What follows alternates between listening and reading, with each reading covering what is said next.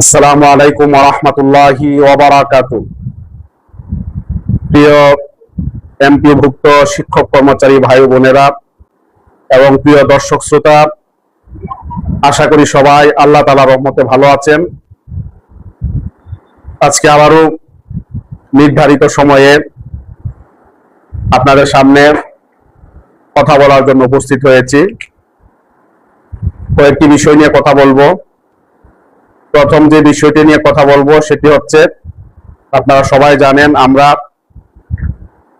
এমপিভুক্ত শিক্ষা জাতীয়করণ প্রত্যাশী জোট, বাংলাদেশ মাদ্রাসা শিক্ষক কর্মচারী ফোরাম এবং নীলুফা হরমুজ ফাউন্ডেশনের পক্ষ থেকে সারা বাংলাদেশের শিক্ষক কর্মচারীদের কাছে আমরা আহ্বান জানিয়েছিলাম যে আমরা 6 লক্ষাধিক শিক্ষক কর্মচারী পক্ষ থেকে চট্টগ্রামের যারা বন্যায় ক্ষতিগ্রস্ত হয়েছেন, পানিবন্দী মানুষের পাশে আমরা দাঁড়াতে চাই। আজকে আমাদের আহ্বানের 3য় দিন শেষ হয়েছে। গতকালকে আপনাদেরকে আমরা 2 দিনের ফান্ড কালেকশন হিসাব দিয়েছিলাম। আজকেও আপনারা সারা বাংলাদেশ থেকে চট্টগ্রামের বন্যায় ক্ষতিগ্রস্ত মানুষের জন্য সহযোগিতার হাত বাড়িয়ে দিয়েছেন। তো আমরা আগামী বুধবার বৃহস্পতিবারে আমরা ইনশাআল্লাহ চট্টগ্রামের দিকে আমরা রওনা করব।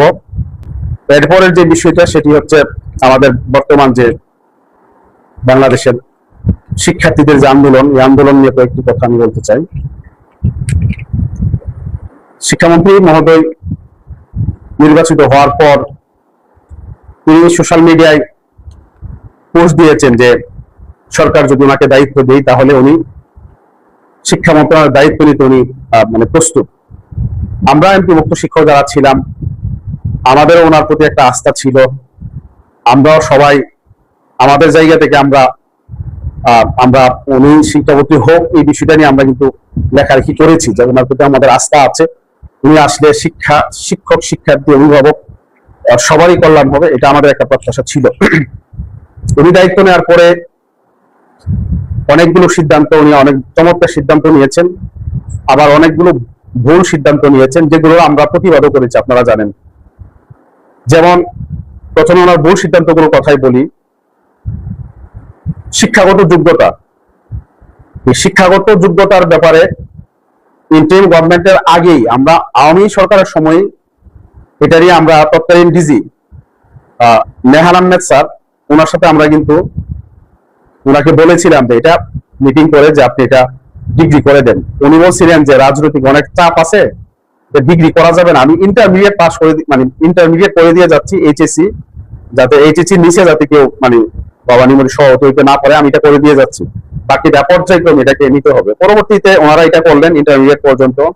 ইন্টারিম গভর্নমেন্ট আসার পরে আমরা মন্ত্রণালয়কে এই বিষয়টা নিয়ে আমরা তাদেরকে বলছি যে এটা যাতে কমপক্ষে যাতে ডিগ্রি পাস করে দেওয়া হয়। এবং আপনারা জানেন ইন্টারিমের সময় ডিগ্রি এবং মাস্টার্স করে সার্কুলার জারি করা হয়েছে।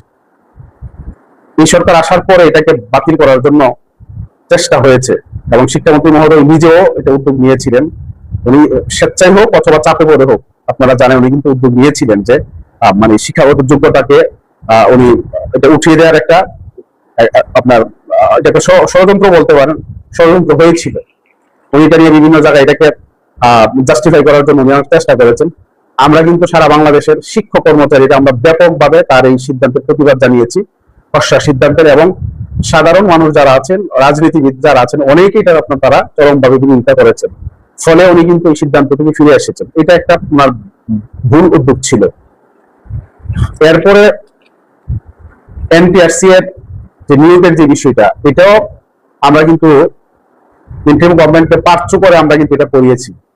মহিউদ্দিন মাহমুদ স্যারের সাথে আমাদের যে মিটিং হয়েছিল, এখানে এটার বিষয়ে আমাদের বক্তব্য একেবারে ক্লিয়ার ছিল। লম্বা সময় ধরে আমরা কথা বলেছি যে আপনারা অন্যান্য সময় পলিটিক্যাল গভর্নমেন্ট থাকে আর চাপ থাকে, এমপিদের মন্ত্রীদের কাজ করা যায় না। এখন তো এই চাপগুলো নাই, আপনারাই অল ইন অন, আপনারা করে দিয়ে যান। যদি এটা কন্টিনিউ না হয় আমরা আন্দোলন করে চাপ তৈরি করে আমরা যাতে এটা কন্টিনিউ করে এটা আমরা চেষ্টা করবো।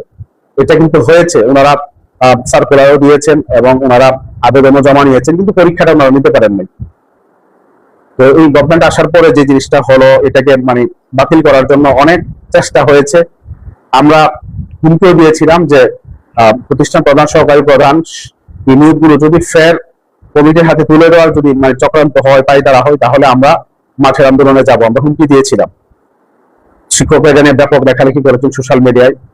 এর ফলে দেখা গেছে আপনার এই সিদ্ধান্তটা তারা পরিবর্তন করেনি, কিন্তু অভিজ্ঞতার যে বিষয়টা ছিল আগের, এটাকে বাড়িয়ে আপনার 18 বছর করা হলো। এবং যে শিক্ষকরা আগের অভিজ্ঞতার আলোকে প্রতিষ্ঠান প্রধান, সহকারী প্রধান হওয়ার জন্য আবেদন করেছিল, অনেকেই পরীক্ষা দিতে পারেন নাই। এটা একটা ভুল সিদ্ধান্ত ছিল, আমরা এটা প্রতিবাদ করেছি। এবং আপনারা জানেন যে ঢাকাতে কেন্দ্র সচিবদের যে মিটিং হয়েছিল, আমি ওখানে মন্ত্রী মহোদয়কে প্রশ্ন করেছিলাম যে ভাইবা পরীক্ষাটা আপনি কখন নেবেন। তিনি বলেছিলেন যে আমরা এআই দিয়ে নেওয়ার চেষ্টা করছি, যদি না হয় তাহলে আমরা অল্প সময়ের মধ্যে আমরা ভাইবা পরীক্ষাটা নেওয়া শুরু করব। আমরা এটা গোয়েন্দা তথ্যের জন্য আমরা ইনভেস্টিগেশন দিয়েছি, রিপোর্ট আসার পরে আমরা এটা শুরু করবো। তো এটার পিছনে কিন্তু আমরা লেগেছিলাম। এই একটা সিদ্ধান্ত বলছিল। যাই হোক, আরো অনেকগুলো সিদ্ধান্ত উনি ভুল নিয়েছেন বা নেওয়ার চেষ্টা করেছেন, এটা অস্বীকার করার কোনো সুযোগ নাই। এবং আমরা কিন্তু প্রত্যেকটা ভুল সিদ্ধান্তের শক্তভাবে আমরা প্রটেস্ট করেছি। উনি 10% একটা ডিও দিয়েছেন শিক্ষা মন্ত্রণালয় থেকে, অর্থ মন্ত্রণালয়টা আপনি রিজেক্ট করে দিয়েছেন। মানে উনি এসেছিলেন, আমি ওনাকে বিষয়টি ওনার দৃষ্টি আকর্ষণ করেছি, উনি ওনার মতো করে জবাব দিয়েছেন। তো এটা উনি যদি পিএম এর সাথে, মাননীয় প্রধানমন্ত্রীর সাথে কথা বলে যদি উনি ডিওটা দিতেন, নিশ্চয়ই এটা ব্যাক করার কোনো সুযোগ ছিল না। এখানেও আপনার এটা পাঠানোর ক্ষেত্রেও আপনার যে পরিপক্কতার মানে পরিচয় দেওয়ার দরকার ছিল, উনি দিতে পারেননি। যাই হোক, এই জাতীয় অনেকগুলো সমস্যা আছে। তারপরে যে আমাদের মাদ্রাসার ইত্তেদায়ী বাচ্চাদের আপনার মিড ডে মিল, উপবৃত্তি, পোশাক এগুলো পাই না, এটা নিয়ে ওনার দৃষ্টি আকর্ষণ করেছে। উনি বলেছেন ওনার মতো করে উত্তর দিয়েছেন, যেগুলো আসলে সন্তোষজনক উত্তর ছিল না। তো এই জাতীয় বিষয়গুলো আপনার আগের সময় যা হয়েছে হয়েছে, কিন্তু এখন তো বৈষম্য, যেমন মিড ডে মিলটা, এটা তো দেওয়া যেত শিক্ষার্থীদেরকে, পোশাক দেওয়ার মানে আপনার প্রস্তুতি চলছে, এটা কিন্তু তাদেরকে দেওয়া যেত, কিন্তু এখন পর্যন্ত কোনো কার্যকরী উদ্যোগ আমরা দেখছি না যে শিক্ষার্থীদেরকে মিড ডে মিল দেওয়া হবে, তাদেরকে আপনার পোশাক দেওয়া হবে। এগুলো ভুল ছিল। এগুলো আমরা কিন্তু ব্যাপকভাবে আমরা সমালোচনা করেছি, বিভিন্ন ভাবে আমরা এগুলো প্রতিবাদ জানিয়েছি। আমি যে কথাটা বলতে চাচ্ছি যে উনি যদি কোনো ভুল সিদ্ধান্ত নেন, অযৌক্তিক কোনো সিদ্ধান্ত নেন, আমরা কিন্তু প্রত্যেকটা সিদ্ধান্তের বিরোধিতা করেছি, কিন্তু উনি কিছু ভালো সিদ্ধান্ত নিয়েছেন, এগুলো তো অ্যাপ্রিশিয়েট করতে হবে। বিবেকবান একজন মানুষ হিসাবে ওনার ভুল সিদ্ধান্তগুলো যেমন আমরা সমালোচনা করব, ঠিক তদ্রুপ যে ভালো সিদ্ধান্তগুলো নিয়েছে এগুলো তো অ্যাপ্রিশিয়েট আপনাকে করতে হবে। যদি না হন তাহলে তো আপনি বিবেকবান একজন শিক্ষক হবেন না, একজন বিবেকবান মানুষ হবেন না। আপনারা সবাই জানেন যে আমাদের সেন্টার পরীক্ষাগুলো কি অবস্থা ছিল, প্রত্যেকটা কেন্দ্রে কি অবস্থা ছিল, এটা আপনারা সবাই জানেন। শিক্ষার্থীদের এই যে তাদেরকে আপনার নকলের সুবিধা না দিলে বাইরে শিক্ষকের উপর হামলা করা, মাথা ফাটিয়ে দেওয়া, দাঁত মানে ঘুষি দিয়ে আপনার দাঁত ফেলে দেওয়া, অ্যাটাক করা, তারপরে মানে শিক্ষকদের দাঁতকে আটকে ফেলা, কত ঘটনা ঘটেছে আপনার। এবং আপনার বিভিন্ন কেন্দ্রে আপনার বিভিন্ন ভাবে নকল ধরা, বিভিন্ন রকমের আপনার মানে সিচুয়েশন তৈরি হয়েছে, আপনারা দেখেছেন। তো আপনারা তো নিশ্চয়ই স্বীকার করবেন যে দাখিল যে পরীক্ষাটা হয়েছে, এই দাখিল পরীক্ষাটা বিগত সময়ে, বিগত অন্তত 17 বছরের সকল পরীক্ষার চেয়ে সবচেয়ে বেশি আপনার কোয়ালিটিফুল একটা পরীক্ষা হয়েছে। এটা তো কেউ স্বীকার করার কোনো সুযোগ নাই, অন্তত আপনি শিক্ষকগুলির আপনাকে স্বীকার করতেই হবে। উনি যখন সিসিটিভি স্থাপনের যখন সিদ্ধান্ত নিলেন, আমি মনে মনে হাসছিলাম যে এটা কি বাংলাদেশে সম্ভব নাকি, কিন্তু উনি তো এটা করে দেখিয়েছেন। এবং এই সিসিটিভি স্থাপনের মাধ্যমে, এই যুগান্তকারী সিদ্ধান্তের মাধ্যমে পরীক্ষা, পাবলিক পরীক্ষার বিশৃঙ্খলা উনি প্রায় 99% নিয়ন্ত্রণ নিয়ে এসেছেন। এটা অস্বীকার করার কোনো সুযোগ নাই, এটাকে আপনাকে অ্যাপ্রিশিয়েট করতেই হবে। এবং আমি আমার প্রতিষ্ঠানের কথা বলি, এই সিসিটিভি স্থাপনের কারণে আমার সব ক্লাসের শিক্ষার্থীর উপস্থিতি বেড়ে গেছে, পড়াশোনা টেবিলে বসা তাদের বেড়ে গেছে। কারণ সবার কাছে একটা মেসেজ চলে গেছে যে এখন আর নকল করে পড়াশোনা করে মানে নকল করে পাস করার কোনো সুযোগ নেই। এই মেসেজটা কিন্তু সবার কাছে চলে গেছে। এবং বিশেষ করে আসন্ন দাখিল পরীক্ষা এবং এসএসসি পরীক্ষার রেজাল্ট যদি পাবলিশ হওয়ার পরে আরো ব্যাপক হারে শিক্ষার্থীরা আপনার টেবিলের মধ্যে বসবে, কারণ এখানে রেজাল্টের একটা বিপর্যয় হবে, কোনো সন্দেহ নেই। কারণ যারা পরীক্ষার খাতা কেটেছেন, আমি অনেকের সাথে কথা বলেছি, তারা বলেছেন যে পাশের হার বিগত সময় অর্ধেকে নেমে আসতে পারে। তো এই যে ধরেন একটা সুন্দর উদ্যোগের মাধ্যমে পাবলিক পরীক্ষায় আপনার বিশৃঙ্খলার নিয়ন্ত্রণে আনা, এবং আপনার এর ফলে শিক্ষার্থীদের ক্লাসে উপস্থিতি বাড়া, এর ফলে শিক্ষার্থীদের টেবিলে বসা, এটাকে কি আপনি অ্যাপ্রিশিয়েট না করে পারবেন? কোনো সুযোগ নেই, আপনাকে তো অ্যাপ্রিশিয়েট করতে হবে। এবং আপনি দেখেন মাননীয় মন্ত্রী, উনি হয়তো একটু কথা বেশি বলেন, এটা সবাই আপনারা জানেন, উনি একটু কথাবার্তা বেশি বলেন, উনি বলতে পছন্দ করেন, শুনতে পছন্দ করেন কম।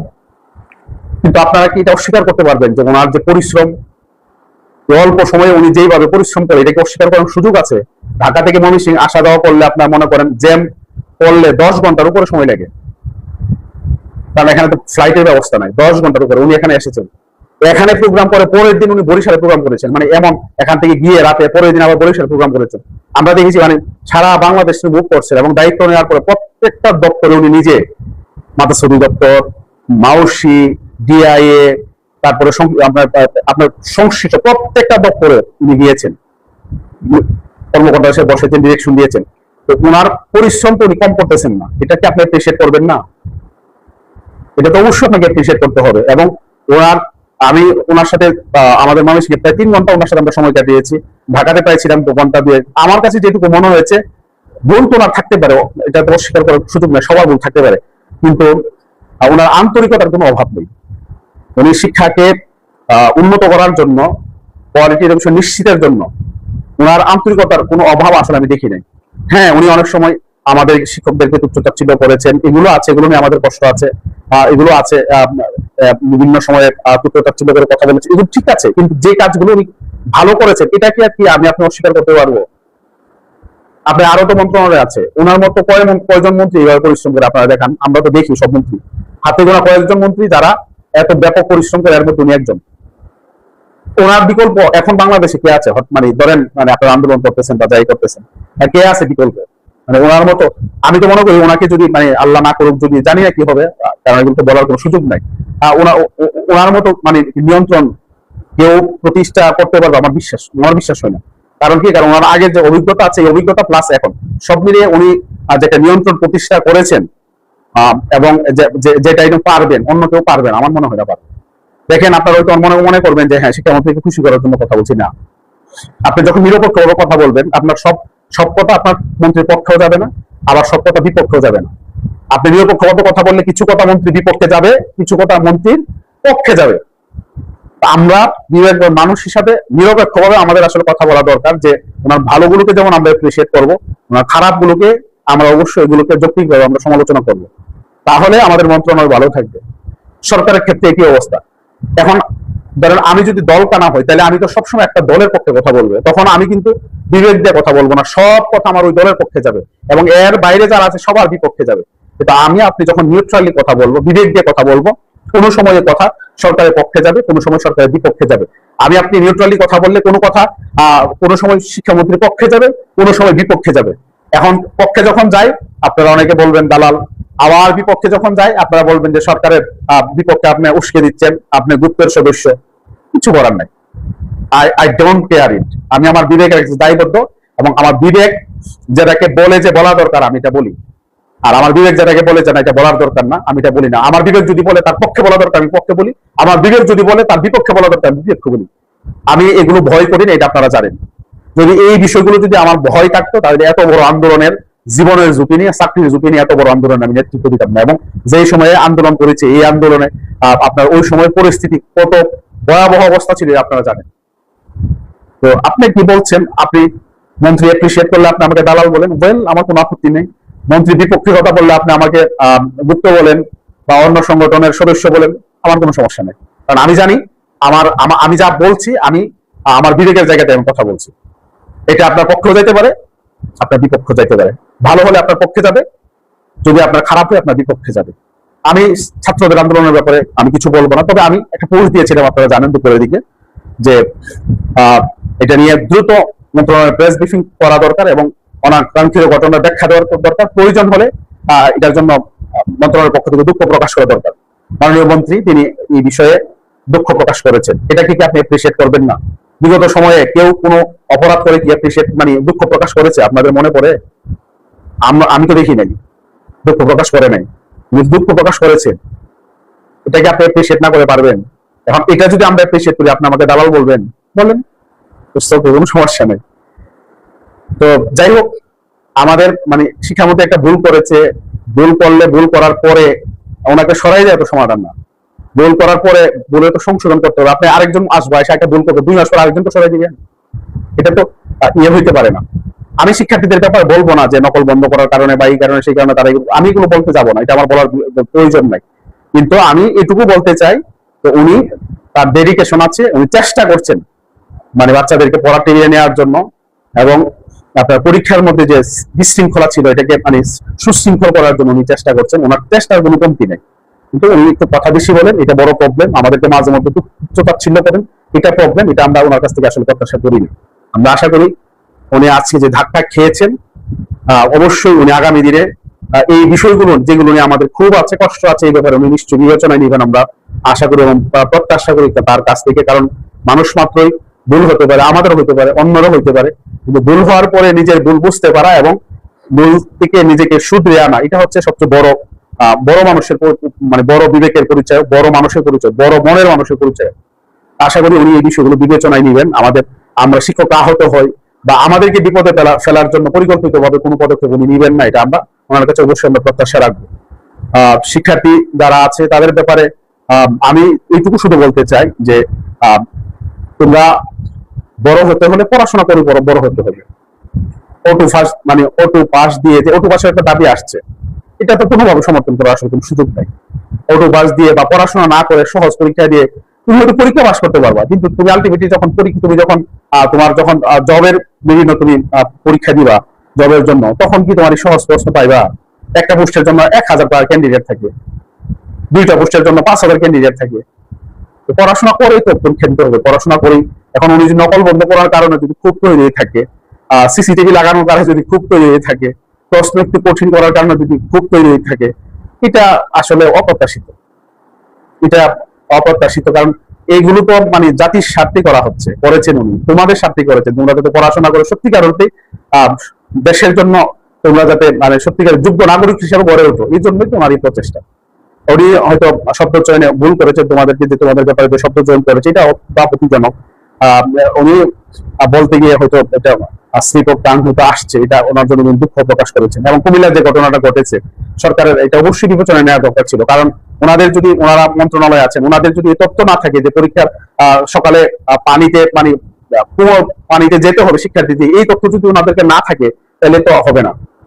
এগুলো তো এই সিদ্ধান্তগুলো অনেক ভুল ছিল, যেভাবে ভুল, এটা ভুল।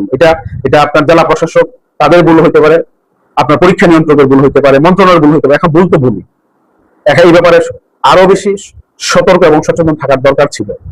এটা তো আসলে অপ্রত্যাশিত। বা বাচ্চারা যেভাবে আপনার কোমর পানি ভেঙে পরীক্ষার হলে গিয়েছে, একটা বাচ্চা কোমর পর্যন্ত পানিতে ভিজে গিয়ে পরীক্ষাতে সে কিভাবে পরীক্ষা করবে? এটা আমরা অবশ্যই এগুলো আমরা যৌক্তিকভাবে অবশ্যই এগুলো আমরা সমালোচনা করবো, কিন্তু ভালো যেগুলো আছে ওগুলো আমরা অ্যাপ্রিশিয়েট করবো। যাই হোক, আমরা এটা সুষ্ঠু সমাধান চাই, দ্রুত সময়ের মধ্যে যাতে এটা সুষ্ঠু সমাধান হয়ে যায় আমরা এটা প্রত্যাশা করি। প্রয়োজনে আমরা অবশ্যই সরকারকে বলবো, প্রয়োজনে যদি এটাকে মিনিমাইজ করার জন্য প্রতিনিধি যারা আছে, যারা আন্দোলন করছে, তাদের প্রতিনিধির সাথে অন্তত বসে হলেও আমি বিশ্বাস করি আলোচনা টেবিলে আসলে নিশ্চয়ই একটা সমাধান বেরিয়ে আসবে। কারণ তারা আহামরি কোনো দাবি করতেছে না, তাদের টুকটাক দাবি যদি থাকে দুই একটা, এগুলোকে কিভাবে বিবেচনা নেওয়া যায়, তাদের সাথে আলোচনা টেবিলে বসলে আমার মনে হয় একটা সুন্দর সমাধান বের হয়ে যাবে। এটা যাতে আর প্রলম্বিত না হয়, দীর্ঘায়িত না হয়, এটা যাতে এখানে শেষ হয়ে যায়। সবার কাছ থেকে, দেশের সকল নাগরিকের কাছ থেকে আমরা দায়িত্বশীল ভূমিকা অবশ্যই আমরা প্রত্যাশা করি। আপনারা সবাই ভালো থাকবেন, সুস্থ থাকবেন, সকলের কাছে দোয়া চাই। আমরা যেহেতু বৃহস্পতিবারে চট্টগ্রামে যাব, নিয়ত করেছি আমরা যাতে যেতে পারি এবং আপনাদের যে আমানত গুলো যাতে আমরা সঠিকভাবে ওখানে আমরা দিয়ে আসতে পারি, আমাদের জন্য দোয়া করবেন। আর আগামী 2 দিন আপনারা যাদের সামর্থ্য আছে কমপক্ষে 100 টাকা হলেও, এবং যে প্রতিষ্ঠান এখনো সহযোগিতা করেন না, আপনারা নিজেরা সহকর্মীদের মিলে আপনারা অল্প অল্প দিয়ে আপনারা এখানে টাকা পাঠিয়ে সহযোগিতা করতে পারেন। আপনাদের সকলের সুস্বাস্থ্য কামনা করে, দীর্ঘায়ু কামনা করে, সকলের জন্য শুভকামনা রেখে আজকের এই লাইভ থেকে বিদায় নিচ্ছি। আল্লাহ হাফেজ। আসসালামু আলাইকুম ওয়া রাহমাতুল্লাহি ওয়া বারাকাতুহু।